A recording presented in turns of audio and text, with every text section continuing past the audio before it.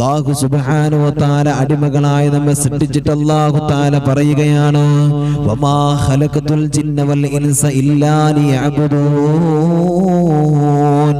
ഇതാ ഈ ദുനിയാവിലേക്ക് പടച്ചവനെ ജിന്നവർഗത്തെ മനുഷ്യവർഗത്തെ ഞാൻ സൃഷ്ടിച്ചിട്ടുള്ളത് അത് എനിക്ക് ഇബാദത്ത് ചെയ്യാൻ വേണ്ടിയിട്ടാണെന്ന് പടച്ച തമ്പുരാൻ പറയുമ്പോ എന്റെ പ്രിയമുള്ളവരെ, ജീവിതത്തിൽ അല്ലാഹുവിനെ നമ്മൾ മറക്കാൻ പാടില്ലല്ലോ. എത്രത്തോളം ആ പടച്ച തമ്പുരാന് നമ്മൾ ഇബാദത്ത് ചെയ്യേണ്ടത്. നമ്മൾ നിസ്കാരവും നോമ്പും സക്കാത്തും എല്ലാ നന്മകളും അല്ലാഹുവിന് വേണ്ടി ചെയ്യുമ്പോ എന്റെ പ്രിയമുള്ളവരെ, ആത്മാർത്ഥത നമ്മൾ കൊണ്ടുവരണല്ലോ. അല്ലാഹുവേ പടച്ചവനെ നമ്മൾ ഒരിക്കലും മറക്കാൻ പാടില്ല. അല്ലാഹു തആല ദുനിയാവിൽ എനിക്കും നിങ്ങൾക്കും നൽകിയിട്ടുള്ള അനുഗ്രഹങ്ങളുണ്ടല്ലോ, ആ അനുഗ്രഹങ്ങൾ നമ്മൾ എടുത്തു നോക്കിയാ പടച്ചവനെ ഒരിക്കലും തന്നെ നമുക്ക് എണ്ണി തീർക്കാൻ കഴിയില്ല. അല്ലാഹു തആല എനിക്കും നിങ്ങൾക്കും തന്നിട്ടുള്ള അനുഗ്രഹങ്ങളോ ഈ ഭൂമിയിൽ കാണുന്ന മരങ്ങൾ മുഴുവനും പേനയാക്കിയോ, ഈ ദുനിയാവിൽ കാണുന്ന വെള്ളം മുഴുവനും അവിടുന്ന് മഷിയാക്കിയോ, എന്നിട്ട് അവിടുന്ന് എഴുതാൻ ശ്രമിച്ചാൽ അതാ പടച്ചവനെ എനിക്കും നിങ്ങൾക്കും പടച്ച തമ്പുരാൻ തന്നിട്ടുള്ള അനുഗ്രഹങ്ങളുണ്ടല്ലോ, ആ അനുഗ്രഹങ്ങളെ നമുക്ക് എണ്ണി തിട്ടപ്പെടുത്താൻ കഴിയില്ല. അത്രത്തോളം അനുഗ്രഹമാ പടച്ച തമ്പുരാൻ എനിക്കും നിങ്ങൾക്കും തന്നിട്ടുള്ളത്. ആ അനുഗ്രഹങ്ങളെല്ലാം ഇരുകരങ്ങളും നീട്ടി പടച്ച റബ്ബിൽ നിന്ന് സ്വീകരിച്ചിട്ടോ ആ അല്ലാഹനെ മറക്കുന്ന ചെറുപ്പക്കാരാ, സദാസമയത്തും അല്ലാഹുവിനെ മറന്നുകൊണ്ട് ഹറാമിന്റെ പേക്കൂത്തുകൾക്കരികിലൂടെ കടന്നു പോകുന്നവനെ, നീയൊക്കെ ഏത് സമയത്താ പടച്ച തമ്പുരാനെ അറിയുന്നത്? അല്ലാഹ് എന്നുള്ള വിളി നീയൊക്കെ വിളിക്കുന്നത് എപ്പോഴെന്നറിയോ?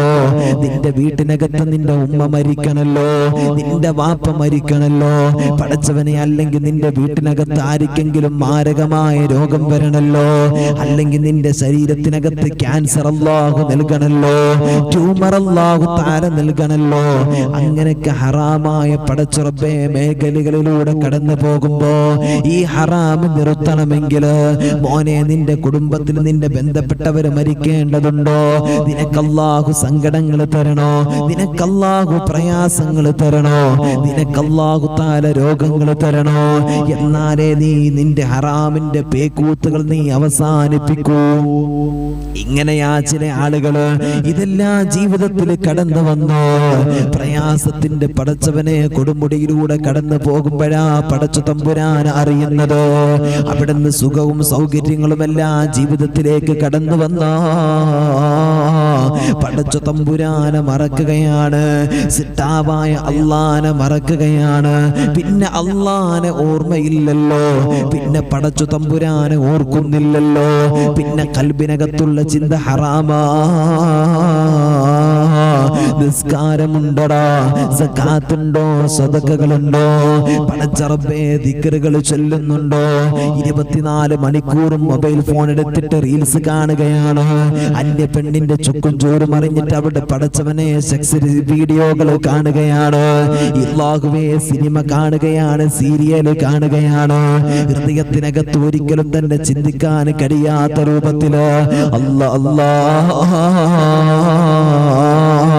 ഹറാമിന്റെ വഴികളിലൂടെ മനുഷ്യരിങ്ങനെ സഞ്ചരിക്കുകയാ. പടച്ചവനെ, ഓരോ പ്രായം ചെന്ന ഉമ്മമാര് വിളിച്ചിട്ട് പൊട്ടിക്കരഞ്ഞുകൊണ്ട് പറയുകയാ, ഉസ്താദേ എന്റെ ഭർത്താവ് എന്നെ ചതിക്കുകയാ. അയൽപക്കത്തെ പെണ്ണിനോട് എന്റെ ഭർത്താവിന്റെ വല്ലാത്ത ബന്ധമാണ് ഉസ്താദേ, അല്ലെങ്കിൽ തൊട്ടടുത്ത പെണ്ണിനോട് എവിടെയെങ്കിലും കാണുന്ന ഒരുത്തിയെ കാണുമ്പോ എന്റെ ഭർത്താവ് അവരുടെ കൂടെ പോവുകയാ. പാതിരാ സമയത്ത് പോലും എണീറ്റുകൊണ്ട് പടച്ചവനെ അവിടെ നിന്ന് ആർക്കൊക്കെയോ വിളിക്കുകയാണ്. അതിനെക്കുറിച്ച് ചോദിച്ചാ ദേഷ്യപ്പെടുകയാണ്. എന്നോട് സ്നേഹമില്ല, മക്കളുടെ കാര്യങ്ങൾ ശ്രദ്ധിക്കുന്നില്ല. ഇങ്ങനെ എന്റെ ഭർത്താവിന്റെ അവസ്ഥയാ. ഇങ്ങനെ പറഞ്ഞിട്ട് പടച്ചവനെ പല ഉമ്മമാര് വിളിച്ചിട്ട് സങ്കടം പറയുകയാ. എന്റെ പ്രിയമുള്ളവരെ അവിടുന്ന് ദുആ ചെയ്യാൻ വേണ്ടി ആവശ്യപ്പെടുകയാണ്. അവിടുന്ന് ദുആ ചെയ്യാൻ പറയുകയാണ്. അല്ലാഹുവേ കരഞ്ഞുകൊണ്ട് പറയുമ്പോ ഉമ്മ ഒരു പെണ്ണ് ഏത് സങ്കടവും വാപ്പാ ക്ഷമിക്കുമല്ലോ. കള്ള് കുടിച്ചിട്ട് നീ വീട്ടിനകത്തേക്ക് വന്നിട്ട് പല വാപ്പമാരും ഭാര്യമാരെ തല്ലാറുണ്ട്. മോനെ സങ്കടം കുറവാണടാ, അത്രയ്ക്കൊന്നും സങ്കടപ്പെടാറില്ല. എന്നാ നിന്റെ ഭാര്യ ഏറ്റവും കൂടുതൽ സങ്കടപ്പെടുന്നത് എന്തിനാണെന്നറിയോ? നീ അടിക്കുന്നത് കൊണ്ടോ ചീത്ത പറയുന്നത് കൊണ്ടോ വീട്ടിലേക്ക് വൈകി വരുന്നത് കൊണ്ടോ മാത്രമല്ല. എന്നാ എന്തും സഹിക്കും ഒരു പെണ്ണ്. ഒരു പെണ്ണ് എന്ത് വേണമെങ്കിലും സഹിക്കുമല്ലോ. എന്നാ ഒരു പെണ്ണ് സഹിക്കാത്ത കാര്യം എന്തെന്നറിയോ? മോനെ നീ അന്യ പെണ്ണിന്റെ ചുക്കും ചോരും കണ്ടറിഞ്ഞിട്ട് അവളുടെ പിന്നാമ്പുറങ്ങൾ തേടി നീ നടക്കുന്നവനാണോ? എന്നാ നിന്റെ ഭാര്യക്കത് സഹിക്കാൻ കഴിയില്ലടോ. കാരണം നിന്നെ ആലോചിച്ച് നിന്റെ കൂടെ നിന്റെ ഒരുപാട് പ്രതീക്ഷകളുമായി കടന്നു വന്നവളോ നിന്റെ ഭാര്യ എന്ന് പറയുന്നത്. അല്ലാതെ നിനക്ക് എല്ലാ സുഖങ്ങളും എടുക്കാനുള്ള ഒരു മിഷേനാക്കിയിട്ടോ നിനക്ക് ഭക്ഷണം വിളമ്പിത്തരാ, നിന്റെ പാചകം ചെയ്യാൻ പടച്ചവനെ നിന്റെത് അലക്കാനുള്ള മിഷേനായിട്ട് നിന്റെ ഭാര്യയെ നീ കാണരുതോ. നിനക്ക് സുഖം തേടിയും വിളിച്ചും സല്ലപിച്ചും പുഞ്ചിരിച്ചും ഇരിക്കാൻ എവിടെയോ കാണുന്നവള്. എന്നാ നിന്റെ വീട്ടിനകത്തേക്ക് നീ കെട്ടിക്കൊണ്ടുവന്ന പെണ്ണ്, ആ പെണ്ണുണ്ടല്ലോ അവളോടാടാ നീ പുഞ്ചിരിക്കേണ്ടത്, അവളെയാ നീ ചോർത്ത് പിടിക്കേണ്ടത്, ആ പെണ്ണിനെയാ നീ സന്തോഷിപ്പിക്കേണ്ടത്. അള്ളാന്റെ പ്രവാചകർ സ്വല്ലല്ലാഹു അലൈഹി വസല്ലം തങ്ങൾ പറയുകയാണ്, മോനെ നീ ഇഷ്ടപ്പെടുന്ന നീ കൊട്ടിക്കൊണ്ടുവന്ന നീ സ്നേഹത്തോടു കൂടി താലി ചാർത്തി വന്ന പെണ്ണുണ്ടല്ലോ, നീ മഹർ കൊടുത്ത പെണ്ണുണ്ടല്ലോ, ആ പെണ്ണിന്റെ അടുത്ത് നീ സന്തോഷത്തോടെ ഇരുന്നാ പുഞ്ചിരിച്ചുകൊണ്ട് പടച്ചവനെ അവളെ നെറ്റിത്തടത്ത് നീ ഒരു ചുംബനം കൊടുത്താ, നിന്റെയും അവളുടെയും കൈയൊന്ന് നീ ചേർത്ത് വെച്ചാ നിന്റെ പാപങ്ങൾ അല്ലാഹു അതിലൂടെ പുറത്തു തരികയാണ്. നിന്റെ പാപങ്ങൾ അതിലൂടെ പുറന്തള്ളുമെന്ന് അല്ലാഹുവിന്റെ പ്രവാചകൻ നബി മുഹമ്മദ് മുസ്തഫ സല്ലല്ലാഹു അലൈഹി വസല്ലം തങ്ങൾ പറയുകയാ. എന്റെ പ്രിയമുള്ളവരെ, അതുകൊണ്ട് കെട്ടിക്കൊണ്ടുവന്ന് വീട്ടിനകത്ത് നിർത്തിയ പെണ്ണുണ്ടല്ലോ, ആ പെണ്ണിനെ വേദനിപ്പിക്കരുത്, ആ പെണ്ണിനെ നീ വിഷമിപ്പിക്കരുത്. അവളെ മനസ്സ് വേദനിച്ചാ, അവളെ കൽബ് വേദനിച്ചാ മോനെ നിന്റെ ജീവിതം ഇരുലോകവും നഷ്ടത്തിലാ. അതുകൊണ്ട് എന്റെ പ്രിയപ്പെട്ട വാപ്പമാര് ഉമ്മമാര് മനസ്സിലാക്കിക്കോ, ഹറാമിന്റെ പേക്കൂത്തുകൾ കണ്ടിട്ട് ഹറാമിന്റെ വഴികളിലൂടെ കടന്നു പോയിട്ട് ഒരുപാട് വാപ്പമാര് പറയുകയാണ്, ഉസ്താദേ ഞാൻ പറയുന്നത് എന്റെ പൊന്നുമോന് കേൾക്കുന്നില്ല, അല്ലെങ്കിൽ എന്റെ പൊന്നുമോള് കേൾക്കുന്നില്ല എന്ന് സങ്കടം പറയുന്ന എത്ര വാപ്പമാരുണ്ടെന്നറിയോ, എത്രയോ ഉമ്മമാരുണ്ടെന്നറിയോ. എന്റെ പ്രിയപ്പെട്ട വാപ്പാ, നീ പറയുന്നത് നിന്റെ മക്കള് കേൾക്കണോ, നിന്റെ ഭാര്യ കേൾക്കണോ, നിന്റെ കൂട്ടുകാര് കേൾക്കണോ, എല്ലാവരും നീ പറയുന്നത് അനുസരിച്ച് നിന്റെ കൂടെ നിൽക്കണമെങ്കിലോ അല്ലാഹുവിന്റെ പ്രവാചകർ സല്ലല്ലാഹു അലൈഹി വസല്ലം തങ്ങളെ പഠിപ്പിച്ചിട്ടുണ്ട്. നീ അതുപോലെ ആകണല്ലോ. നീ എങ്ങനെയാ പറയുന്നത് അതുപോലെ ആകാൻ നീ ശ്രമിക്കണേ. നിന്റെ കൽബ് നന്നായിട്ട് നിന്റെ മക്കളോട് നീ പറ. നീ പറയുന്ന വഴികളിലൂടെ നിന്റെ മക്കള് കടന്നു വരുമല്ലോ, നീ പറയുന്ന നിന്റെ മക്കള് കേൾക്കുമല്ലോ. എപ്പോഴും നിനക്ക് സങ്കടമാ, ഉസ്താദേ എന്റെ മകൻ എന്നെ അടിക്കുകയാ, ചീത്ത പറയുകയാ. മോനെ ചെറുപ്പത്തിൽ നിന്റെ മാതാപിതാക്കളെ നീ വേദനിപ്പിച്ച, മോളെ നിന്റെ ചെറുപ്പത്തിൽ നീ നിന്റെ മാതാപിതാക്കളെ വേദനിപ്പിച്ച, അല്ലാഹുവേ പടച്ചു തമ്പുരാനെ നിന്നെയും നിന്റെ മക്കളെ കൊണ്ട് വേദനിപ്പിക്കുമല്ലോ. നിന്റെ കൽബ് അല്ലാഹു തആല ഇടങ്ങേറാക്കുമല്ലോ. എന്നിട്ട് നീ പോയിട്ട് പൊട്ടിക്കരഞ്ഞുകൊണ്ട് അല്ലാഹുവേ ഉസ്താദിന്റെ മുമ്പിൽ പോയിട്ട് കാണുന്നവരുടെ മുമ്പിൽ പോയിട്ട് പൊട്ടിക്കരഞ്ഞിട്ട് ദുആ ചെയ്യാൻ പറഞ്ഞിട്ട് കാര്യമുണ്ടോ? നീ ചെയ്തു കൂട്ടിയതിന്റെ ശിക്ഷയാ നീ അനുഭവിക്കുന്നത്. അതാ ഇന്ന് കാണുന്ന പല മക്കളും മാതാപിതാക്കളെ വെറുപ്പിച്ചുകൊണ്ട് അവർക്ക് മാതാപിതാക്കൾക്ക് ഇഷ്ടമില്ലാത്ത വിവാഹം കഴിക്കാൻ ഒരുങ്ങുന്ന മക്കളാണല്ലോ. പ്രേമ വിവാഹം എന്ന് പറഞ്ഞിട്ട് ഞങ്ങൾ കണ്ടെത്തുകയാണ്, ഞങ്ങൾ തന്നെ തെരഞ്ഞെടുക്കുകയാണ്, അതാ വേണ്ടതെന്ന് പറഞ്ഞിട്ട് അതാ പടച്ചവനെ പല മക്കളും അതാ ഇന്ന് സ്വന്തം പെൺമക്കള് സ്വന്തം ആൺമക്കള് എവിടൊക്കെയോ കിടക്കുന്ന ആണിനെയോ ആണിനെയും പെണ്ണിനെയും തെരഞ്ഞെടുക്കുന്ന കാലഘട്ടമാണല്ലോ. പടച്ചവൻ അതിനെതിരെ വന്ന് പറഞ്ഞ, പള്ളിയിലെ ഉസ്താദ് പറഞ്ഞ, അതൊന്നും ഇന്ന് സമൂഹത്തിൽ പ്രശ്നമല്ല. അല്ലാഹുവേ, പറയുന്നവൻ പുറത്താ, പറയുന്നവന് പുറത്താ. ഏത് കാലത്താടാ നീ ജീവിക്കുന്നത്, എവിടെയാടാ നീ ജീവിക്കുന്നത് എന്ന് ചോദിക്കുന്ന ആളുകളാ മുമ്പിലുള്ളത്. അതുകൊണ്ട് പള്ളിയിലെ ഖതീബിന് പറയാൻ കോലമില്ല, പള്ളിയിലെ ഖതീബിന് പറയാൻ കഴിയുന്നില്ല, കമ്മിറ്റിക്കാർക്ക് പറയാൻ കഴിയുന്നില്ല.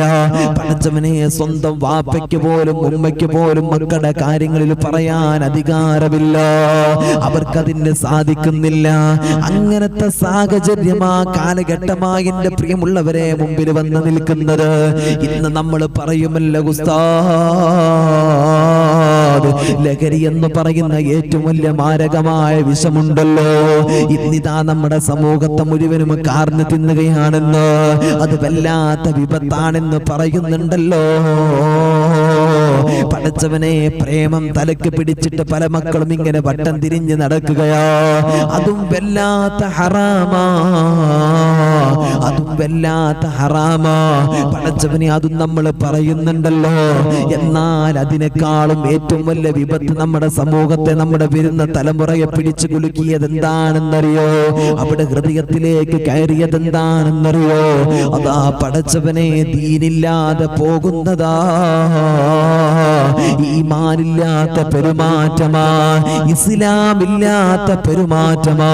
അള്ളാന്റെ ദീനിനെ വഴികളിലേക്ക് വലിച്ചെറിഞ്ഞിട്ട് പടച്ചവനെ, ഇന്നലെ കടന്നു വന്ന പാശ്ചാത്യ രാജ്യത്തിന്റെ പടച്ചവനെ ആഡംബര സൗഖ്യങ്ങൾ മുഴുവനും ഹൃദയത്തോട് ചേർത്ത് വെച്ചിട്ട്, അതാ പടച്ചവനെ, കടൽ കടന്ന് കയറി വന്ന പാശ്ചാത്യ സംസ്കാരം തന്റെ ഹൃദയത്തോട് ചേർത്ത് വെക്കാൻ എന്റെ പ്രിയമുള്ളവരെ നമ്മുടെ മക്കള് മുമ്പന്തിയിൽ കടന്നു വരികയോ. നമ്മുടെ വാപ്പയും ഉമ്മയും, പല വാപ്പയും ഉമ്മയും ഇന്നതിന് കൂട്ടു നിൽക്കുകയോ. മക്കളെന്തേ പറയുന്നത് അതനുസരിച്ച് തുള്ളുന്ന മാതാപിതാക്കളായി മാറുകയാണല്ലോ. എന്തേ മക്കള് വാങ്ങിത്തരാൻ പറയുന്നത്? അത് ഇന്ന് മാതാപിതാക്കൾ അല്ലാഹുവേ ഹറാമെന്ന് നോക്കുന്നില്ല, അതുകൊണ്ടുള്ള ഭവിഷ്യത്ത് നോക്കുന്നില്ല. ഓരോ മാതാപിതാക്കളും അത് വാങ്ങിക്കൊടുക്കുകയാണ്. അതാ പ്രിയപ്പെട്ട എൻ്റെ പ്രിയമുള്ളവരെ, എന്ന് മനസ്സിലാക്കിക്കോ. പടച്ചവനെ, ഇന്ന് നമ്മൾ കണ്ടുകൊണ്ടിരിക്കുന്ന ഏറ്റവും വലിയൊരു ഭവിഷ്യത്ത് ഞാൻ പറഞ്ഞു തരാ. ഇന്ന് പ്രിയപ്പെട്ട നമ്മുടെ മക്കള് അവര് സ്കൂളുകളിൽ പഠിക്കുമ്പോ, കോളേജുകളിൽ പഠിക്കുമ്പോ, 10ലും +1ലും +2വിലൊക്കെ പഠിക്കുന്ന ആൺകുട്ടികളും പെൺകുട്ടികളും ഉണ്ടല്ലോ.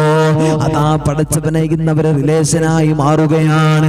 അവരിങ്ങനെ വല്ലാത്ത സ്നേഹബന്ധത്തില് രാത്രി സമയത്തും വീട്ടിൽ വന്നാ വിളിക്കുകയാണ്, പകൽ സമയത്തും വീട്ടിൽ നിന്ന് വിളിക്കുകയാണ്. സ്കൂളിൽ ചെന്നാ പടച്ചവനെ പരസ്പരം കണ്ടിട്ടോ അവരിങ്ങനെ ഒപ്പം നടക്കുകയാണ്, ഒപ്പം ക്ലാസ്സിലിരിക്കുകയാ. എന്റെ പ്രിയമുള്ളവരെ, ഹറാമല്ലേ? എന്നിട്ടത് പല മക്കളും വീടുകളിൽ വന്നിട്ട് ഉമ്മയോട് പറയുകയാ, ഉമ്മ, എനിക്ക് ഇന്നാലിന്നവനെ ഇഷ്ടമാ, എനിക്ക് ഇന്നാലിന്നവളെ ഇഷ്ടമാ. പടച്ചവനെ, എന്നിട്ടതിന്റെ സപ്പോർട്ട് നിൽക്കുന്ന ചില മാതാപിതാക്കളെ കാണുകയാണ്. മോനെ, നിനക്ക് നീ കൂടെ നടക്കുന്ന ഒരു പെണ്ണുണ്ടല്ലോ, അവൾ നിനക്ക് ഹലാലാകണമെങ്കിൽ നിക്കാഹ് എന്ന് പറയുന്ന ഏറ്റവും വലിയ സത്യമുണ്ടല്ലോ, ആ നിക്കാഹ് കൊണ്ട് ഹലാലാക്കാതെ നിന്റെ വാപ്പ നിന്റെ മുമ്പിലൂടെ നിനക്ക് ഇഷ്ടപ്പെട്ടവന്റെ മുമ്പിലേക്ക് അല്ലാഹുവേ പടച്ചവനെ നിക്കാഹ് കൊണ്ട് ഹലാലാക്കാതെ എങ്ങനെയാണടാ നിനക്ക് അത് ഹലാലാകുന്നത്? ആ പെണ്ണ് എങ്ങനെയാ നിനക്ക് ഹലാലാകുന്നത്? പൊന്നു ചെറുപ്പക്കാരാ, പൊന്നുമോനെ, നിന്റെ ജീവിതം നീ നഷ്ടപ്പെടുത്തരുത്. അള്ളാന്റെ പ്രവാചകർ സ്വല്ലല്ലാഹു അലൈഹി വസല്ലം തങ്ങൾ പറയുന്നുണ്ട്, മോനെ, കണ്ണുകൊണ്ട് വ്യഭിചാരമുണ്ടടാ, ചെവി കൊണ്ട് വ്യഭിചാരമുണ്ടടാ, ഹൃദയം കൊണ്ട് വ്യഭിചാരമുണ്ടടാ, കൈകാലുകളെ കൊണ്ട് വ്യഭിചാരമുണ്ട്. പടച്ചവനെ, എങ്ങനെയാണെന്നറിയോ? അല്ലാഹുവിന്റെ റസൂൽ സ്വല്ലല്ലാഹു അലൈഹി വസല്ലം തങ്ങൾ പറയുന്നു, ഹറാം കാണലാണ് മോനെ കണ്ണുകൊണ്ടുള്ള വ്യഭിചാരം എന്ന് പറയുന്നത്. ഹറാമിന്റെ സ്വരങ്ങള്, സെക്സ് സ്വരങ്ങള് കേൾക്കാനാണ് പടച്ചവനെ ചെവി കൊണ്ടുള്ള വ്യഭിചാരം എന്ന് പറയുന്നത്. അല്ലാഹുവേ, ഹറാമ് ചിന്തിക്കലാ നമ്മുടെ ഹൃദയം കൊണ്ടുള്ള വ്യഭിചാരം എന്ന് പറയുന്നത്. പടച്ചവനെ, ഇന്നത് പറയുന്നവര് പുറത്താണല്ലോ. എന്ത് വേണമെങ്കിലും ചെയ്യാനുള്ള ലൈസൻസ് ഇന്ന് മാതാപിതാക്കൾ വരെ മക്കൾക്ക് കൊടുക്കുകയാ. അതൊന്നും പ്രശ്നമല്ലല്ലോ. നിക്കാഹ് കഴിയാതെ സേവ് ദ ഡേറ്റ് എന്ന് പറഞ്ഞിട്ട് പടച്ചവനെ ഓരോ സ്ഥലങ്ങളിൽ ആണും പെണ്ണും കെട്ടിപ്പിടിച്ചിട്ടും ചുംബനം കൊടുത്തിട്ടും നിൽക്കുന്ന വീഡിയോസുകൾ എടുത്തിട്ടോ ഫോട്ടോകൾ എടുത്തിട്ടോ ആ ഹറാമ് സമൂഹ മാധ്യമങ്ങളിൽ പ്രചരിപ്പിക്കുന്ന എത്ര കുടുംബങ്ങളുണ്ടെന്നറിയോ? നിക്കാഹിന്റെയും വിവാഹത്തിന്റെയും ദിവസങ്ങൾക്ക് മുമ്പ് പല പല പേരുകളിൽ പടച്ചവനെ പരിപാടികൾ നടത്തുകയാണ്, വീട്ടിനകത്ത് ഫംഗ്ഷനുകൾ നടത്തുകയാണ്. എന്നിട്ടോ നിക്കാഹ് പോലും കഴിയാതെ ആ പുതിയാപ്പിളയെന്ന് പറഞ്ഞ് കണ്ട് പറ്റിപ്പോയവന് അവന് കടന്നു വന്നിട്ട് ഭാര്യ എന്ന് പറയുന്ന നിക്കാഹ് പോലും കഴിയാത്ത ഈ പെണ്ണിനെ ചാഞ്ഞും ചെരിഞ്ഞും നിർത്തിയിട്ട് അവന്റെ കൂടെ ഫോട്ടോ എടുക്കുകയാ, അവന്റെ മാറിടത്തിലേക്ക് ചാഞ്ഞു കിടക്കുകയാ, അവന്റെ കൈ പിടിക്കുകയാ, അവന്റെ കൂടെ ഡാൻസ് കളിക്കുകയാ. മോനെ ഹറാമല്ലേ, മോളെ ഹറാമല്ലേ? അങ്ങനത്തെ ഒരു ഫംഗ്ഷൻ ആരെങ്കിലും വിളിച്ചാ പോകരുത് വാപ്പാ. ആ ഫംഗ്ഷനിലേക്ക് പോകാനുള്ള മനസ്സ് കാണിക്കരുത്. കാരണം ആ ഹറാമിന് നമ്മളും കൂട്ടുനിൽക്കുകയാണ്, നമ്മളും കൂട്ടുനിൽക്കുകയാണല്ലോ. പഠിച്ചവനെ, നിക്കാഹ് പോലും ഇന്ന് കഴിയാതെ അല്ലാഹുവേ എത്ര കുടുംബങ്ങളാ അങ്ങനെ ചെയ്യുന്നതെന്നറിയോ? എത്ര കുടുംബങ്ങളാണ് അതങ്ങനെ ചെയ്തുകൊണ്ടിരിക്കുന്നതെന്നറിയോ? അതുകൊണ്ട് എൻ്റെ പ്രിയപ്പെട്ട വാപ്പാ,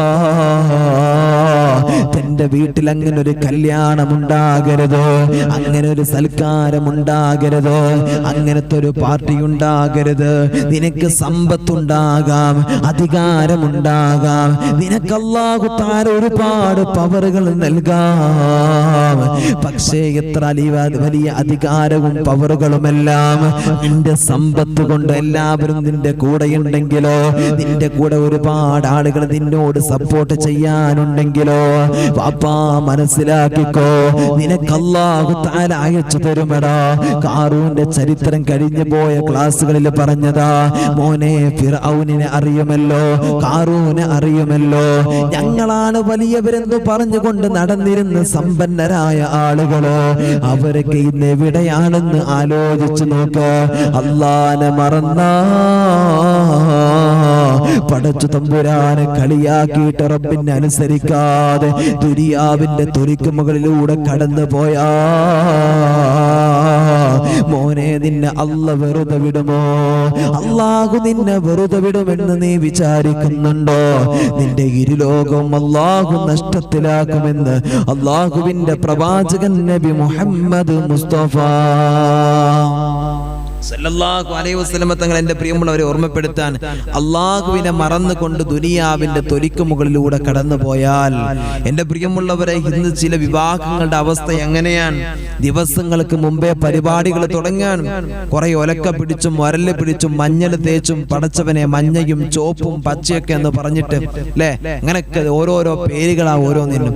ഈ പേരുകളൊക്കെ ഇട്ടിട്ട് പേക്കൂത്തുകൾ വീട്ടിനകത്ത് കാട്ടാൻ, വീട്ടിനകത്തും പടച്ചവനെ എന്നിട്ട് അതിനെ സപ്പോർട്ട് ചെയ്യുന്ന മാതാപിതാക്കൾ, നിക്കാഹ് പോലും കഴിയാതെ സേവ് ദ ഡേറ്റ് ഫോട്ടോയും അതുപോലെ തന്നെ എൻ്റെ പ്രിയമുള്ളവരെ വീഡിയോസുകളൊക്കെ എടുത്തിട്ട് ഹറാമ് കാട്ടുന്നവർ.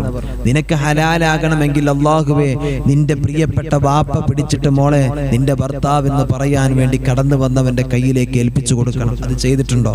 അത് ചെയ്യാതെ എൻ്റെ പ്രിയമുള്ളവരെ ഇന്ന് ഹറാമുകൾ നടന്നുകൊണ്ടിരിക്കാൻ. അത് പ്രശ്നമല്ല വാപ്പയ്ക്ക്, അത് പ്രശ്നമല്ല ഉമ്മയ്ക്ക്. ഒരു ഫോട്ടോ എടുക്കാനായി എന്ന് പറയുമ്പോഴത്തേക്ക് വാപ്പ മകളെ വിടാൻ, ഉമ്മ മകളെ വിടാൻ സമ്മതിക്കാൻ വേണ്ടി പറയാണ്. ഇനി വാപ്പ എതിര് നിന്ന മക്കള് പറയാ അവർ കുട്ടികളല്ല, അവർ ചെയ്തോട്ടെ, അവർ കുട്ടികളല്ല, അവർ ചെയ്തോട്ടെ എന്ന് എൻ്റെ പ്രിയമുള്ളവരെ ചില മാതാപിതാക്കൾ പറയാൻ.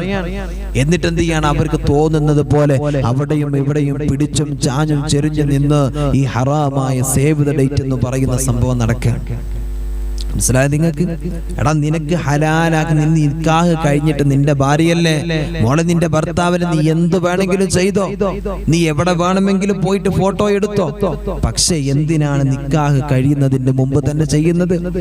എന്നിട്ട് അത് സമ്മതിക്കുന്ന മാതാപിതാക്കളുടെ അവസ്ഥയൊന്ന് ആലോചിച്ച് നോക്കുക. അള്ളാഹു ബോധം നൽകട്ടെ, അള്ളാഹു ബോധം നൽകട്ടെ. അതാ പറയുന്നത്, നമ്മുടെ ഈ കാലം എൻ്റെ പ്രിയമുള്ളവരെ ഇന്ന് തെറ്റുകൾ അംഗീകരിക്കപ്പെടുന്ന സാഹചര്യത്തിലാവുള്ളത്.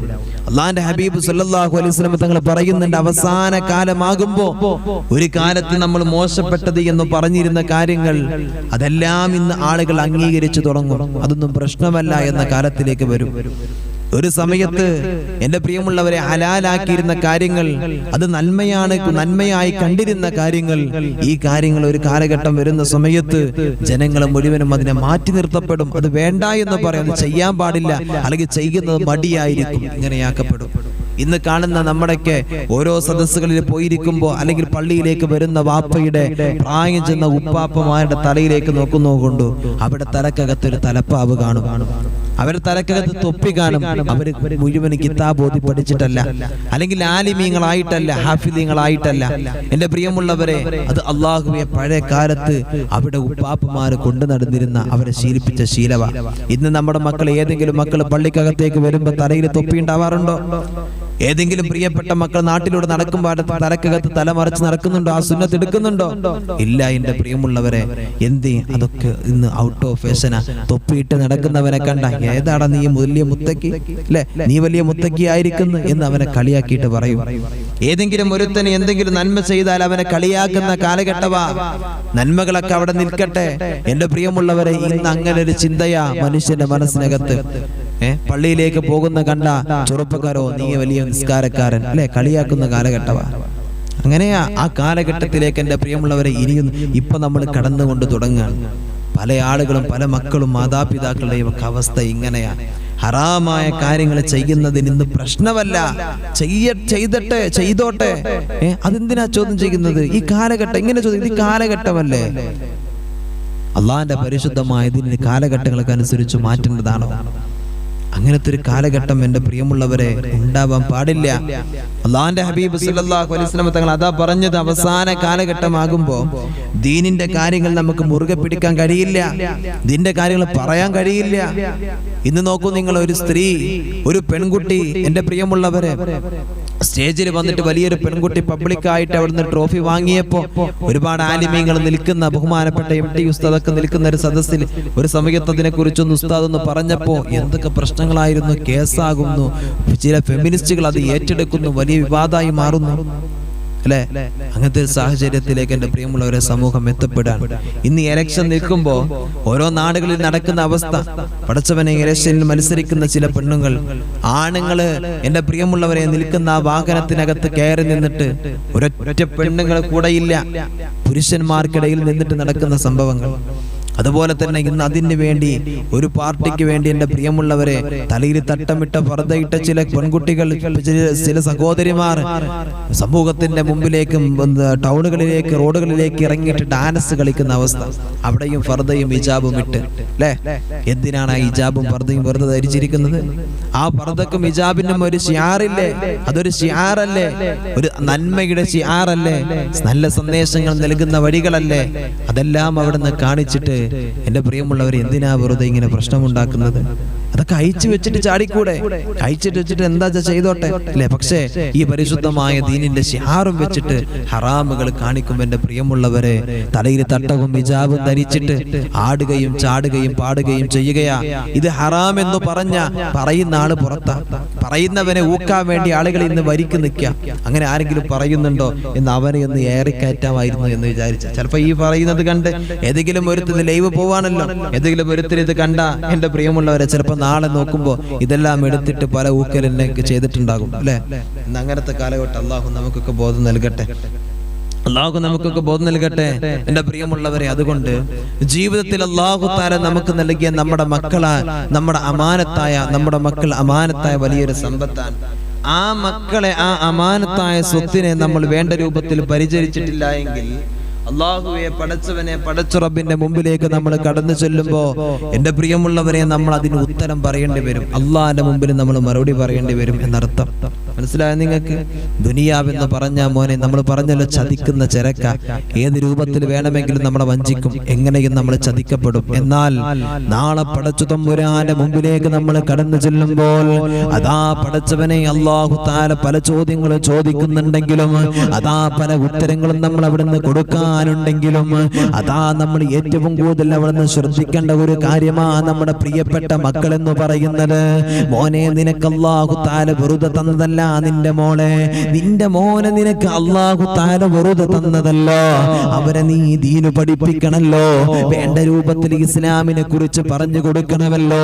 നീ വിചാരിക്കും, നീ പറയാറുണ്ട് എന്റെ മക്കൾക്ക് ദീന് പഠിപ്പിക്കാൻ ഞാൻ മദ്രസയിൽ വിടുന്നുണ്ടല്ലോ, ഞാൻ പള്ളിയിൽ വിടുന്നുണ്ടല്ലോ. മോനെ പോരാ പോരാ, നിന്റെ പ്രിയപ്പെട്ട മക്കളെ നീ എന്താ പഠിപ്പിച്ചതെന്ന് പടച്ച തമ്പുരാൻ ഉസ്താദിനെ വിളിച്ചിട്ട് ചോദിക്കില്ല, പള്ളിയിലെ ഖതീബിനെ വിളിച്ചിട്ടല്ല ചോദിക്കുന്നത്. മോളെ നിന്നോടാ പടച്ച തമ്പുരാൻ ചോദിക്കുന്നത്, നിന്റെ മോന്റെ ഈ അവസ്ഥ ഇങ്ങനെയായിരുന്നു, നിന്റെ മോള് ചെയ്തിരുന്ന കാര്യങ്ങൾ ഇങ്ങനെയാണ്, അള്ളാന്റെ ദീന് നീ എന്താ പഠിപ്പിച്ചു കൊടുത്തതെന്ന് നാളെ പടച്ച തമ്പുരാൻ പരലോകത്ത് നിന്നോടാ ചോദിക്കുന്നത്. ആ ചോദ്യങ്ങൾക്ക് ഉത്തരം പറയാ നീ എന്താ നിന്റെ മക്കൾക്ക് നീ കൊടുത്തിട്ടുള്ളത്? അതാ പടച്ചവനെ നന്മയും തിന്മയും മേടുകളെല്ലാം അവിടുന്ന് രേഖപ്പെടുത്തുകയാണ്. നീ നിസ്കാരവും നോമ്പും എല്ലാം ചെയ്യുന്നവരോ, ഏത് സമയത്തും പടച്ചവനെ തസ്ബീഹ്മാല കയ്യിൽ വെച്ചിട്ട് അതാ സദാസമയം കടന്നു പോകുന്ന ഉമ്മയാണ് വാപ്പയാ. പള്ളിയിലെ എല്ലാ ദിവസവും ജമാഅത്തിന്റെ ഒന്നാമത്തെ സഫിലുണ്ട്, ഇമാമിന് തൊട്ടു പിറകിലുണ്ട്, ദിക്റുകളും സ്വലാത്തുകളും നടത്തുന്നവരോ, വിത്ർ നിസ്കരിക്കും, തഹജ്ജുദ് നമസ്കരിക്കും, എല്ലാ നന്മകളും ചെയ്യുന്നവരോ. എന്നാ നാളെ നീ മരിച്ചിട്ട് അല്ലാഹുവിന്റെ മുമ്പിലേക്ക് ചെല്ലുമ്പോ നിന്റെ സുന്നത്തായ ധർമ്മങ്ങളും കർമ്മങ്ങളും ഫർളും എല്ലാം എടുത്തിട്ട് അവിടുന്ന് അല്ലാഹു തആല തൂക്ക് നോക്കുമ്പോ നീ നന്മയുള്ളവനാണ്, ഈ സ്വർഗത്തിന്റെ അവകാശിയാ, സ്വർഗത്തിലേക്ക് ടിക്കറ്റ് എടുത്തിട്ട് പോകുന്ന വാപ്പാ, നിന്റെ പുറകെ നിന്ന് വിളിക്കുമെടാ നിന്റെ മക്കളോ. എന്തേ കാര്യമെന്നറിയോ? അവനെ നീ സ്വർഗത്തിലേക്ക് വിടല്ല അല്ലാ എന്ന് പറഞ്ഞിട്ട് നമ്മുടെ പ്രിയപ്പെട്ട മക്കൾ നമ്മെ വിളിക്കുന്നൊരു സമയമുണ്ട്. മാശറ എന്ന് പറയുന്ന വൻസഭയാണ്, അവിടെ മോനെ അർശിന്റെ തണലുണ്ട്, ആ തണല് നിനക്ക് അല്ലാഹു തആല നൽകുന്നില്ലല്ലോ. എന്തേ നിന്റെ നന്മകളൊക്കെ ഉണ്ടായിട്ടും നിനക്കതെല്ലാം വിലക്കപ്പെടുന്നത്? ആ സ്വർഗത്തിന്റെ ഉള്ളറയിലേക്ക് എന്തേ നിനക്ക് കയറാൻ അല്ലാഹു വിലക്കുന്നതെന്നറിയോ? നിന്നെ പിറകുന്ന് വിളിക്കുന്ന മക്കളാണ്. നീ പാല് കൊടുത്ത്, നീ തേന് കൊടുത്ത്, നീ ഭക്ഷണം കൊടുത്ത്, 10 മാസം ഗർഭം ധരിച്ച് പെണ്ണെ നീ വളർത്തിയെടുത്ത നിന്റെ പ്രിയപ്പെട്ട മക്കളുണ്ടല്ലോ, ആ മക്കളാ നിന്നെ പുറകെ നിന്ന് വിളിക്കുന്നത്. എന്തിനാ വിളിക്കുന്നതെന്നറിയോ? ഇന്നെനിക്ക് ഇവിടെ അമല് കുറവാ വാപ്പാ, ഒരുപാട് തെറ്റുകൾ ദുനിയാവിന്റെ തൊലിക്ക് മുകളിലൂടെ കടന്നു പോയപ്പോ ഞാൻ ചെയ്തിട്ടുണ്ട്, ഒരുപാട് ഹറാമ് ചെയ്തു, ഒരുപാട് ഹറാമ് കണ്ടു, ഇതിനെല്ലാം കൂട്ടുനിന്ന വാപ്പാ,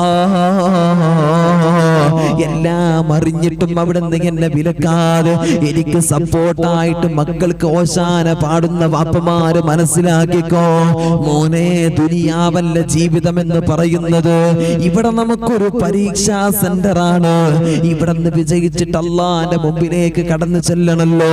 ആ പടച്ചു തമ്പുരാന്റെ മുമ്പിലേക്ക് കടന്നു ചെന്നിട്ടോ അവിടെ നമുക്ക് വിജയിക്കണം മോനെ, അവിടെ നമുക്ക് വിജയിക്കണല്ലോ. എന്നാലേ നമുക്ക് ദുനിയാവും ആഖിറവും ലഭിച്ചെന്ന് പറയാൻ എനിക്കും നിങ്ങൾക്കും കഴിയുകയുള്ളൂ. അതുകൊണ്ട് മക്കളുടെ ഹറാമിന് കൂട്ടുനിന്ന നാളെ നിന്നെ പിറകുന്ന് വിളിച്ചിട്ട് പറയും നീ നരകത്തിലേക്ക് പോകേണ്ടവരാ. കാരണം എല്ലാ സ്നേഹവും വാത്സല്യവും കൊടുത്തിട്ട് വളർത്തിയ മക്കളാ വിളിക്കുന്നത്. പടച്ചവനെ ഇവരെ ഇവിടുന്ന് കടത്തി തരണേ അല്ലാ. എന്തിനെന്നറിയോ, എന്തിനെന്നറിയോ, എന്റെ ജീവിതത്തിൽ ഈ മാശറയുടെ ചൂടുണ്ടല്ലോ, താഴത്തെ ചെമ്പിന്റെ തറയാ റബ്ബേ, ഈ ചെമ്പിന്റെ തറയിൽ നിൽക്കാൻ അല്ലാ എനിക്ക് കഴിയുന്നില്ല അല്ലാ, അതുകൊണ്ട് എന്റെ വാപ്പാനെ ഉമ്മാനെ ഇവിടെ കിടത്തണേ അല്ലാ, അവിടെ ദേഹത്ത് ചവിട്ട് നിന്നിട്ടോ ഞാൻ എന്റെ ചൂടൊന്ന് ക്ഷമിക്കട്ടെ അല്ലാ എന്ന് പറയുന്ന മക്കളുണ്ടല്ലോ, എന്ന് പറയുന്ന മക്കളായി എന്റെയും നിങ്ങളെയും മക്കളായി മാറുകയോ. അതാ വിശുദ്ധമായ ഖുർആൻ അവിടെ നിന്ന് ഓർമ്മപ്പെടുത്തിയത്, ലാ യൻഫഉ മാലും വലാ ബനൂൻ.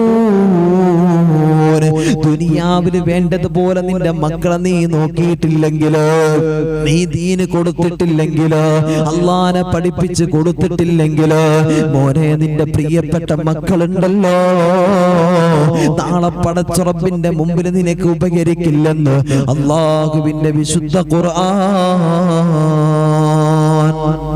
ചില മാതാപിതാക്കൾ പറയും, ഉസ്താദേ ഞാൻ എൻ്റെ മകനെ നല്ലത് പഠിപ്പിക്കുന്നുണ്ട്, മദ്രസയിൽ വിടുന്നുണ്ട്, ഇൽമ് പഠിപ്പിക്കുന്നുണ്ട്, എല്ലാം പഠിപ്പിക്കുന്നുണ്ട് എന്ന് ചില മാതാപിതാക്കൾ അവിടുന്ന് വലിയ അഭിമാനത്തോട് സംഭവമായിട്ട് പറയാറില്ലേ? നിന്റെ പറയുന്ന മാതാപിതാക്കളെ നിങ്ങളൊന്ന് മനസ്സിലാക്കണം, നിന്റെ പ്രിയപ്പെട്ട മക്കളെ ദീന് പഠിപ്പിക്കുന്നത് പറഞ്ഞു കൊടുക്കുന്നത് പള്ളിയിലെ ഉസ്താദാണെങ്കിൽ അല്ലെങ്കിൽ മദ്രസയിലെ ഉസ്താദാണെങ്കിൽ, എന്റെ പ്രിയമുള്ളവരെ ആ പ്രിയപ്പെട്ട ഉസ്താദിനോട് പടച്ചോൻ ചോദിക്കില്ല അവന്റെ കുട്ടിക്ക് നീ എന്തു പറഞ്ഞു കൊടുത്തു എന്ന്. ഇത് ചോദ്യം വരുന്ന നിന്നോടാ. നിന്റെ പ്രിയപ്പെട്ട മക്കള് ഉസ്താദ് ഒരു ദിവസം നമ്മൾ വിചാരിക്കുക അത് മതി എന്നാ, മദ്രസയിലേക്ക് വിടുന്നുണ്ടല്ലോ അത് മതി എന്ന് വിചാരിക്കുന്ന മാതാപിതാക്കളാ. ചെയ്യരുതൊരിക്കലും എന്റെ പ്രിയമുള്ളവരെ. നമ്മുടെ പ്രിയപ്പെട്ട മക്കള് എന്താ മദ്രസയിൽ നിന്ന് പഠിച്ചത്, ഇന്ന് എടുത്ത ഭാഗം എന്താണെന്ന് എന്റെ പ്രിയമുള്ളവരെ ഓരോ രക്ഷിതാവും അറിഞ്ഞിരിക്കണം. ഇന്ന് എല്ലാ മദ്രസകളിലും ഗ്രൂപ്പുകൾ ഉണ്ടല്ലോ അല്ലെ, അതിലൂടെ ഉസ്താദന്മാർ എന്താണ് ഒരു ദിവസം ഒരു ക്ലാസ്സിൽ എടുക്കുന്ന ഖുർആൻ, ഹിഫ്ള്, മറ്റു വിഷയങ്ങളെല്ലാം അവിടുന്ന് വിടുന്നുണ്ട്. ഞാനും ഒരു മദ്രസ അധ്യാപകനാണ്. എന്റെ പ്രിയമുള്ളവരെ, ഞാൻ പഠിപ്പിക്കുന്ന എന്റെ കുട്ടികൾക്ക് ഓരോ ദിവസവും ക്ലാസ്സിൽ എടുക്കുന്നത് എന്റെ പ്രിയമുള്ളവരെ ആ മക്കളുടെ ഗ്രൂപ്പിൽ വിടും. എന്നിട്ട് രക്ഷിതാക്കളോട് പറയും, ഇന്നത് എടുത്തിട്ടുണ്ട്, ഇന്നത് എഴുതാനുണ്ട്, ഇന്നത് പഠിക്കാനുണ്ട്. അത് പഠിപ്പിച്ച് ജീവിതത്തിൽ പകർത്തി എന്റെ പ്രിയമുള്ളവരെ ഓരോ രക്ഷിതാക്കളും കൃത്യമായിട്ട് ചെയ്യും. എന്തിനാ അത് ചെയ്യുന്നത്? ഗ്രൂപ്പിൽ വിടുന്നത് എന്തിനാ? എന്റെ പ്രിയമുള്ളവരെ, മാതാപിതാക്കൾക്ക് അത് അറിയാൻ. പിഞ്ചു മക്കളാ, അവർക്കിതൊന്നും അറിയുന്നില്ല എവിടെ എടുത്ത് എന്തെന്നും. അത് നോക്കേണ്ടത് എന്റെ പ്രിയപ്പെട്ട മാതാപിതാക്കളുടെ കടമയാണ്. അന്വേഷിക്കേണ്ടത് മാതാപിതാക്കളുടെ കടമയാണ്. മനസ്സിലായോ നിങ്ങൾക്ക്? നമ്മൾ വിചാരിക്കും ആ മദ്രസയിൽ പോകുന്നുണ്ട്, എന്നിട്ട് ഇങ്ങനെ പാട്ട് പാടുന്ന പോലെ കുട്ടിയെ കൊണ്ടൊന്നിങ്ങനെ വായിപ്പിക്കും, അത് മതി എന്ന് നമ്മൾ വിചാരം. എന്റെ പ്രിയമുള്ളവരെ, കുട്ടിക്ക് നല്ല ബുദ്ധിയുണ്ട്, നല്ല ഓർമ്മശക്തിയുണ്ട്. ചില മാതാപിതാക്കള് പഠിക്കാൻ വേണ്ടിയിട്ട്, മാർക്ക് കിട്ടാൻ വേണ്ടി ചില മക്കളെ പഠിപ്പിക്കാറുണ്ട്. ഇന്ന് കാണുന്ന സിസ്റ്റം അങ്ങനെയാണ്. മദ്രസയിൽ പഠിപ്പിക്കുന്നത് കുട്ടിക്ക് ടോപ്പ്ലസ് കിട്ടാൻ വേണ്ടിയിട്ടാണ്, ഡിസ്റ്റിങ്ഷൻ കിട്ടാൻ വേണ്ടിയിട്ടാണ്. അങ്ങനത്തെ ഒരു സിറ്റുവേഷനിലേക്ക് എൻ്റെ പ്രിയപ്പെട്ടവരെ നമ്മുടെ പ്രിയപ്പെട്ട മാതാപിതാക്കൾ മാറി. ചെയ്യരുത്. അതിനല്ല കുട്ടികളെ പഠിപ്പിക്കേണ്ടത്. ഡിസ്റ്റിങ്ഷനും ടോപ്പ്ലസും എൻ്റെ പ്രിയമുള്ളവരെ ഫസ്റ്റ് ക്ലാസ് ഒന്നും കിട്ടാനല്ല നമ്മുടെ കുട്ടികളെ പഠിപ്പിക്കേണ്ടത്. നമ്മുടെ കുട്ടികളുടെ ജീവിതത്തിൽ അത് ഉണ്ടോ എന്നാണ് നമ്മൾ നോക്കേണ്ടത്, പഠിച്ച കാര്യങ്ങൾ. ഇന്ന് പല രക്ഷിതാക്കളുടെയും അവസ്ഥ, പരീക്ഷ ആയി കഴിഞ്ഞാൽ ഏതൊക്കെ വർഷത്തിലുള്ള ക്വസ്റ്റ്യൻ പേപ്പർ മുഴുവൻ രക്ഷിതാക്കൾക്ക് കിട്ടേണ്ടി വരും. ഈ രക്ഷിതാക്കൾക്ക് ഇതെല്ലാം കിട്ടുന്നത് പറയും, എന്റെ കുട്ടിയായിരുന്നു 5ാം ക്ലാസ്സിൽ പൊതുപരീക്ഷയിൽ ഫസ്റ്റ്, എന്റെ കുട്ടിയായിരുന്നു 10ാം ക്ലാസ്സിൽ ഫസ്റ്റ്, പ്ലസ് ടുവിലും അവൾ തന്നെയാ ഫസ്റ്റ്, ടോപ്പ്ലസ് കിട്ടിയത് അവൾക്കാ എന്ന് പറയും. അഭിമാനത്തോടു കൂടി പറയും. ഈ 10ാം ക്ലാസ്സും കഴിഞ്ഞ് ഈ പ്ലസ് ടു കഴിഞ്ഞ് ഇറങ്ങുന്ന കുട്ടി ഏതെങ്കിലും ഒരുത്തനെ കണ്ട അവനോട് നമ്പറും മേടിച്ച് അവന്റെ കൂടെ പോകുന്നതും എന്റെ പ്രിയമുള്ളവരെ കാണാൻ കഴിയും. ഇതെന്തുകൊണ്ടാ? എല്ലാ ക്ലാസ്സിലും ഫസ്റ്റും അവിടുന്ന് ടോപ്പ്ലസും എല്ലാം ലഭിച്ചിട്ടും വീണ്ടും ഈ ഹറാമിലേക്ക് പെൺകുട്ടി എത്തപ്പെടുന്നത് എന്തുകൊണ്ടാണ്? എന്റെ പ്രിയമുള്ളവരെ, ഇൽമു നാഫി ആയിട്ടില്ല. അത് മാതാപിതാക്കൾ ശ്രദ്ധിച്ചിട്ടില്ല. അള്ളാഹുവിന്റെ മുമ്പിലേക്ക് കടന്നു വരുമ്പോ അള്ളാഹു താല ഉസ്താദിനെ വിളിച്ചിട്ടല്ല ചോദിക്കുന്നത്, പള്ളിയിലെ ഖതീബിനെ വിളിച്ചിട്ടല്ല ചോദിക്കുന്നത്, മാതാപിതാക്കളാ നിങ്ങളോടാ ചോദിക്കുക. എന്റെ മക്കളത് എന്നോടാ ചോദിക്കാടാ, നിനക്ക് അല്ലാഹു, ഞാൻ നിനക്കൊരു സന്താനത്തെ തന്നു, ഒരു മകനെ തന്നു, ഒരു മകളെ തന്നു, നീ എന്ത് കൊടുത്തു അവൾക്ക് ദീന്, നീ എന്ത് അവനക്ക് ദീന് കൊടുത്തു എന്ന് എന്നോട് എന്റെ റബ്ബ് ചോദിക്കും. ആ ഉത്തമ ബോധം എന്റെ പ്രിയമുള്ളവരെ നമ്മുടെ ഹൃദയത്തിനകത്ത് എനിക്കും നിങ്ങൾക്കും ഉണ്ടാകണം. അള്ളാഹു നൽകട്ടെ. എന്റെ പ്രിയമുള്ളവരെ, ഒരു കുഞ്ഞ് ജനിക്കുന്നത് എങ്ങനെയാ? അള്ളാഹുവിന്റെ പ്രവാചകർ സ്വല്ലല്ലാഹു അലൈഹി വസല്ലം തങ്ങളെ പഠിപ്പിക്കുകയാണ്, മാമിൻ മൗലൂദിൻ ഇല്ലാ യൂലദു അലിൽ ഫിത്രി. അള്ളാഹുവിന്റെ പ്രവാചകർ സ്വല്ലല്ലാഹു അലൈഹി വസല്ലം തങ്ങൾ പറയുകയാ, ഒരു കുഞ്ഞ് ജനിക്കുന്നത് എങ്ങനെയാണെന്നറിയോ? ശുദ്ധമായ പ്രകൃതത്തോട് കൂടിയിട്ടാണ് ഓരോ മക്കളും ജനിക്കുന്നതെന്ന്. അതാ പടച്ചവനെ അള്ളാഹുവിന്റെ പ്രവാചകൻ നബി മുഹമ്മദ് മുസ്തഫ സല്ലല്ലാഹു അലൈഹി വസല്ലം തങ്ങളെ പഠിപ്പിക്കുകയാണ്. അതാ അവിടുന്ന് ഓരോ മക്കളും ഇന്ന് കള്ളനാകുന്നത്, പോലീസാകുന്നത്, പടച്ചവനെ എല്ലാ വേണ്ടാധീനങ്ങളിലേക്കും കടന്നു പോകുന്നത്. ഫഅബവാഹു യുഹവ്വിദാനിഹി ഔ യുനസ്റാനിഹി ഔ യുമജ്ജിസാനിഹി. ഓരോ മക്കളെയും അവിടുന്ന് നസ്റാനിയാക്കുന്നത്, യഹൂദിയാക്കുന്നത്, അവിടുന്ന് മജൂസിയാക്കുന്നത് ആരെന്നറിയോ? ഫഅബവാഹു, അവന്റെ മാതാപിതാക്കളാ ഓരോ അപ്പയും ഉമ്മയുമാണെന്ന് അല്ലാഹുവിന്റെ പ്രവാചകൻ നബി മുഹമ്മദ് മുസ്തഫ സല്ലല്ലാഹു അലൈഹി വസല്ലം തങ്ങൾ ഓർമ്മപ്പെടുത്തുകയാണ്. നമ്മൾ പറയുമല്ല ഉസ്താദേ അവൻ പറഞ്ഞിട്ട് കേൾക്കുന്നില്ല, അവൻ പറഞ്ഞിട്ട് കേൾക്കുന്നില്ല, പറയേണ്ടത് പറയേണ്ട സമയത്ത് പറഞ്ഞു കൊടുക്കാത്തത് കൊണ്ടാ ഇന്ന് നീ പറയുന്ന നിന്റെ മക്കൾ കേൾക്കാത്തത്, അനുസരണ കാണിക്കാത്തത്. പടച്ചവനെ നമ്മൾ പറയും ഇനി എങ്ങനെയാ വളർത്തേണ്ടത്, ഇനി എങ്ങനെയാ വളർത്തേണ്ടത്? ഉമ്മാ, നിന്റെ മക്കൾക്ക് നമസ്കാരത്തിന്റെ കാര്യത്തിൽ കണിശതയുണ്ടോ? മക്കൾക്ക് നമസ്കാരത്തിന്റെ കാര്യത്തിൽ കണിശതയുണ്ടോ? ഞാൻ പറഞ്ഞു തരാം മക്കളെ എങ്ങനെ വളർത്തണം എന്നുള്ളത്. എന്റെ പ്രിയമുള്ളവർ ഏകദേശം 10, 70, 80ഓളം ആളുകൾ ഇന്ന് നമ്മുടെ ക്ലാസ്സിലുണ്ട്. എന്റെ പ്രിയമുള്ളവരെ, ഞാൻ നിങ്ങളുടെ അടുത്ത് പറയുകയാണ്, എങ്ങനെയാ പ്രിയപ്പെട്ട മക്കളെ എന്റെ പ്രിയമുള്ളവരെ നമ്മൾ വളർത്തിയെടുക്കേണ്ടത്? നമ്മുടെ ഈ ഇരിക്കുന്ന ഓരോ ഉമ്മമാർക്കും ഞാൻ പറഞ്ഞു തരാം. നമ്മൾ നിസ്കാരത്തിന്റെ കാര്യത്തിലാണ് ആദ്യം കണിശത കാണിക്കേണ്ടത്. നമ്മൾ സുബഹി നമസ്കാരത്തിന്റെ മുമ്പ് നമ്മൾ എണീക്കണം. നമ്മൾ തന്നെ എണീക്കുന്നത് എപ്പോഴാ? പ്രിയപ്പെട്ട മക്കളെ വലിച്ച് എണീറ്റ് 7 മണിയായി കഴിഞ്ഞാൽ നമ്മൾ എണീക്കുന്നത് കുട്ടികൾക്ക് മദ്രസ തുടങ്ങുന്ന സമയത്താ. പല കുട്ടികളും കണ്ണൊക്കെ തിരുമ്പിയിട്ട് ഇങ്ങനെ കാട്ടി എടങ്ങേറായിട്ട് തപ്പി ഇങ്ങനെ വരും മദ്രസയ്ക്ക്. എന്താടാ നീ ഇങ്ങനെ വരുന്നത് എന്ന് ചോദിച്ചാൽ പറയും, ഉസ്താദേ ഉമ്മ നീച്ചാൻ വൈകി. എത്ര മണിക്ക്? 7 മണിക്കും 7 മണിക്കും 8 മണിക്കൊക്കെ ഉമ്മ നീക്കാൻ വഴിക്ക് വാപ്പ എണീറ്റിട്ടല്ല കൂർക്കം വലിച്ചിട്ട് അങ്ങനെ കടന്നുറങ്ങണ. പിന്നെ എവിടുന്നാടാ എന്റെയും നിങ്ങളുടെയും മക്കളൊക്കെ നന്നാവുന്നത്? സുബഹി നമസ്കാരം പോലും വീട്ടിനകത്തില്ലാതെ ചില മാതാപിതാക്കൾ കടന്നുറങ്ങുക. ഖളാ ആക്കിയിട്ട് മാതാപിതാക്കൾ കടന്നുറങ്ങി. എവിടുന്നാ നിന്റെ മക്കള് പിന്നെ നന്നാകുന്നത്? എന്നിട്ട് പിന്നെ ഉസ്താദിന്റെ അടുത്ത് നൂലും ചരടും ഊതാൻ കൊടുത്തിട്ട് കാര്യമുണ്ടോ? ആദ്യം നന്നാവേണ്ടതാരാ? വാപ്പയും ഉമ്മയായ നമ്മളല്ലേ. പിന്നെ അതിലൂടെ ഉണ്ടായ സാധനങ്ങൾ എങ്ങനെ നന്നാവാനാടോ? നല്ലതിലല്ലേ നല്ലത് പിറക്കത്തുള്ളൂ. വെടക്കിന്റെ അടുത്ത് വെടക്കന്നെ ഉണ്ടാവത്തുള്ളൂ. അള്ളാഹു നമ്മുടെ മക്കളെ കാത്തുരക്ഷിക്കട്ടെ, നമ്മളെയും അള്ളാഹ് കാത്തുരക്ഷിക്കട്ടെ. നാമീ പറഞ്ഞു, അള്ളാഹു നമ്മളെ കാത്തുരക്ഷിക്കട്ടെ. എന്റെ പ്രിയമുള്ളവരെ, അതാ പറഞ്ഞത്, ചില മാതാപിതാക്കളുടെ അവസ്ഥ അതാ. ഈ കണ്ണും തുരുമ്പി മദ്രസയിലേക്ക് വെടുകി വരുന്ന മക്കളോട് ചോദിക്കണം, നിന്റെ ഉമ്മ നീച്ചിട്ടുണ്ടോ? ഓൻ പറയും, ഇല്ല ഉസ്താദ്, എന്റെ ഉമ്മ നീച്ചിട്ടില്ല, അതുകൊണ്ടാണ് ഞാൻ വൈകിയത്. മനസ്സിലായ? സമയത്ര 8 മണി. ആ സമയത്ത് ആലോചിച്ച് നോക്കൂ നിങ്ങൾ അവസ്ഥ. എന്നിട്ടും പറയും, ഉസ്താദ് ഞാൻ പറയുന്നത് അവന് കേൾക്കുന്നില്ല. എവിടുന്ന് കേൾക്കാനാ? എന്റെ പ്രിയമുള്ളവരെ, അലാരം വെക്കുക. എത്ര മണിക്ക്? 7 മണിക്ക്. എന്നിട്ടാ എണീക്കുന്ന ഉമ്മ. ഈ ഉമ്മ എണീറ്റിട്ട് മക്കളെ വലിച്ചിട്ട് എണീക്കടാ, മദ്രസയിൽ പോണ്ടടാ, എണീക്കടാ എന്ന് പറഞ്ഞ് 2 ഒച്ചപ്പാടുണ്ടാക്കല. കുട്ടിയെ വലിച്ചെണീറ്റ് ആ പല്ലൊന്ന് തേച്ചും കൊടുത്ത് ചായ പോലും കുടിക്കാതെ വരുന്ന മക്കളുണ്ട്. ഒരു തുള്ളി വെള്ളം പോലും ഇരുന്നിട്ട് ഇങ്ങനെ അവങ്ങനെ വിടും മേലോട്ട്. ഇങ്ങനെ വായും പിടിച്ച് കുത്തിരിക്കുക. എന്താണ് നീ ഇങ്ങനെ ഇരിക്കുന്നത്? ഒന്നും കഴിച്ചിട്ടില്ല ഉസ്താദേ, പട്ടിണി. എന്നിട്ട് ഇവിടെ വന്ന് എനിക്ക് വള്ളത്തിന് ദാഹിക്കുന്നു. അങ്ങനെ വെള്ളം കുടിക്കാൻ പോകും ചില കുട്ടികൾ. എന്തുകൊണ്ടാ പോകുന്നത്?